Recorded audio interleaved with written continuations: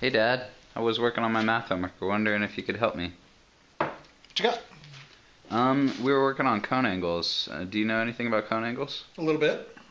Okay. Um, so how does the cone angle have to do with the volume of the cone? The volume of the cone. Well, if we're going to find the volume of a cone, first thing we've got to do is find out the diameter of the cone. How do you do that? You know, it's kind of funny that you're talking about this right now because I'm messing with my fish finder right here. Are you familiar with this, son? Fish finder, no. Well, this is a sonar unit, okay? And this right here is what's called a transducer. When I drill a hole in the ice, what's going to happen is I'm going to put this transducer through that hole. And if I'm walking along the ice, this is going to emit a cone down into the water so that I can see fish. But because of this cone angle, I can adjust the gain setting to give me a better picture, and I can fine tune it to a level and a degree that I can actually see fish coming up from the bottom going to my hook. Wow. In the water.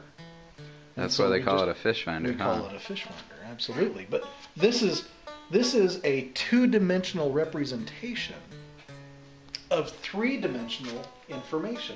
So you can see the hook going down into the water, and I can see fish coming to the hook. Now, if we're going to calculate the volume of a cone, we have to know the diameter. Okay. Diameter is very important to me because I need to know how far I'm going to move to see new structure below me so that I'm not overlapping my sonar signal. Okay. Well, let's go on the ice and figure that out.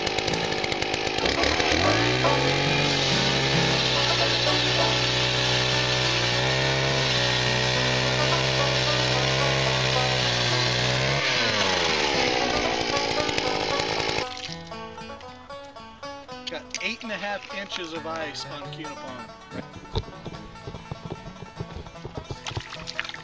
Whoa! That's a huge one!